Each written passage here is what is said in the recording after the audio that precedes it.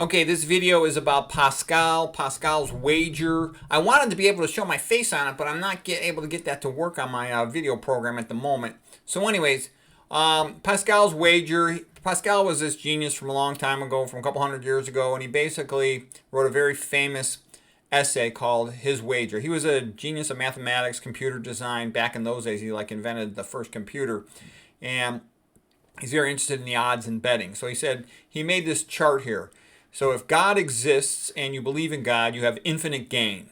If you believe in God but he doesn't exist, then you have no significant loss or gain. If God exists but you don't believe in God, then you have infinite loss. So he says it makes sense to believe in God because you got nothing to lose. Okay, so now we'll go deeper into this very famous logic here. Pascal lived from 1623 to 1662. He said, "We know the truth not only by reason, but by the heart. Love and force are the source of all our actions. Love causes voluntary actions, and force makes us do stuff we don't want to do." Okay, now we're going to read the actual Pascal's Wager by Blaise Pascal, one of the best Christian writings ever made. There are three ways that we use to see the truth. The first is the outer eye of the body. The second is the inner eye of the mind. And the third is the inner eye of the heart, the soul.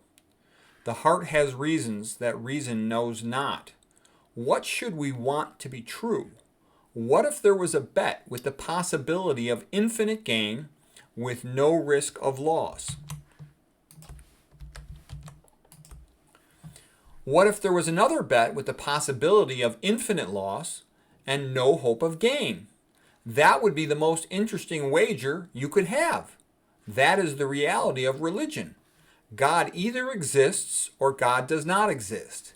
If you wager your life that God does not exist, and he does, then you lose everything. If you wager your life that God exists and he doesn't, then you lose nothing. If you wager your life that God does exist and he does, then you gain everything. If there is one wager you should want to be able to make, it is on God. You must wager. You are already embarked. What will you choose? This is not a proof of God, but it is an incitement to want to know. But knowledge of God without knowledge of Christ is insufficient, because the world would still make no sense to us. Imagine that God created a world, just as Descartes described. So what?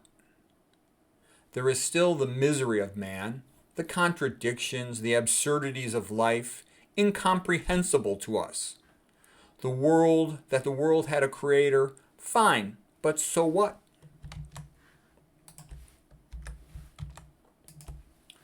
What does it resolve? What does it answer for you?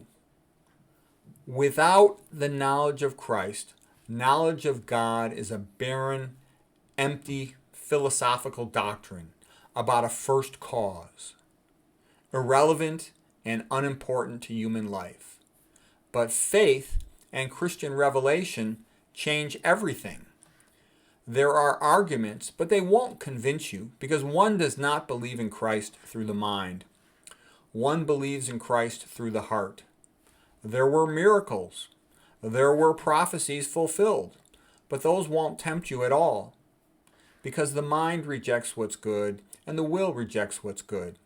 But if one is touched in one's heart by grace, the heart has its reasons which reason knows not.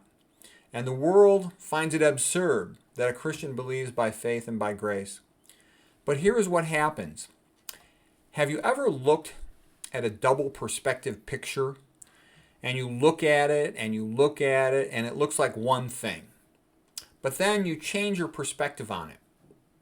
And when you look at it now from a different angle, you realize that it is a picture of something else. That is what Christian faith accomplishes.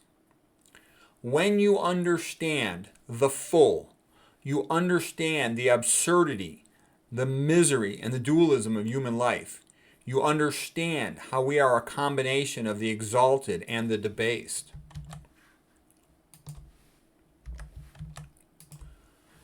When you understand the sacrifice, the crucifixion, the blood, the grace of Christ, then that there is a God and that this is his world, merited by the love that surpasses all understanding. It makes sense of that world which formerly was incomprehensible. With faith, our contradictions and unhappiness, our greatness, our depravity, it all falls into place. It's not physics, not barometrics, not philosophy. None of these things are the goal of life. Inner peace and salvation are the goals of life, and those are matters of grace, the heart, and Christian faith. Blaise Pascal from Pensée, which means thoughts, thoughts on Christ. So, hope that was interesting.